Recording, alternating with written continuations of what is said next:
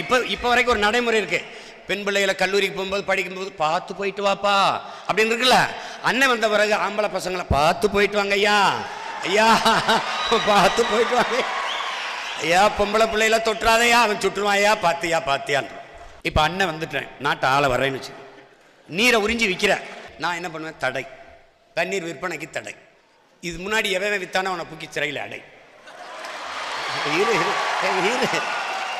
இப்பதான் ஆரம்பிக்கிறேன். இரு சொல்லும்போது, உனக்கு லட்சியம் என்னப்பா, ஐஏஎஸ் ஆகிறது. உனக்கு லட்சியம் என்னப்பா, ஐபிஎஸ் ஆகிறது.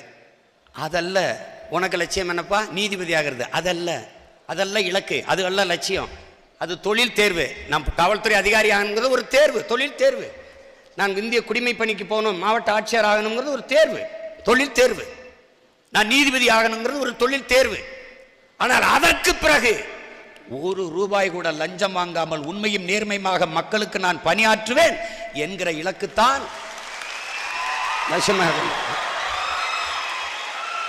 நீதிபதி ஆவதல்ல லட்சியம். நீதிபதி ஆகி நேர்மையும் நீதியும் தவறாமல் மக்களுக்கு தீர்ப்பை வழங்குவேன் என்கிற உறுதிதான் லட்சியமா இருக்க முடியும். சொல்றது நான் போலீஸ் ஆகணும், அதான் என் லட்சியம். போலீஸ் ஆயிட்டு என்ன பண்றது, எங்க எங்க எந்த பக்கம் நீடுதோ அங்கெல்லாம் கை நீட்டி காசு வாங்குறதா, அது வளர்ச்சியும். அது இல்லை. முதல்ல நான் சரியா இருக்கணும், நீங்க சரியா இருக்கணும், அப்ப நாம் சரியா இருக்கணும். நாம் சரியா இருந்தால் நாடு சரியாகும்.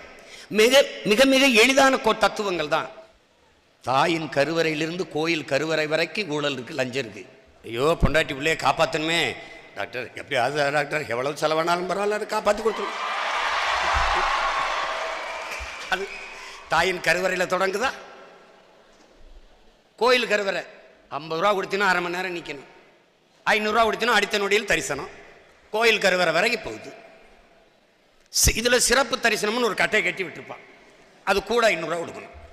உச்சநீதிமன்றத்தில் ஒரு வழக்கு, அவர் ஊழல் நிறைய செஞ்சுட்டே இருந்தான். அந்த வழக்குக்கு எதிர்த்தரப்புள்ள ஒரு மூத்த வழக்கறிஞர் வாதிடுறாரு. அவர்கிட்ட நீதிபதி கேட்குறாரு, உங்களுக்கு அவமானமா இல்லையா, அவர் ஊழல் செஞ்சிருக்காருன்னு தெரியுது, அவருக்காக நீங்க sorry my Lord my client வந்துட்டான் என்னோட,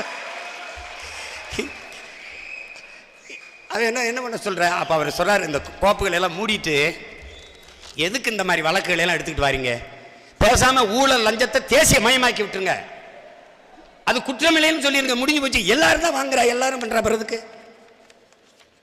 ஓட்டுக்கு காசு வாங்குறதுல ஆரம்பிக்குது தம்பி ஊழல் லஞ்சத்துக்கான விதை.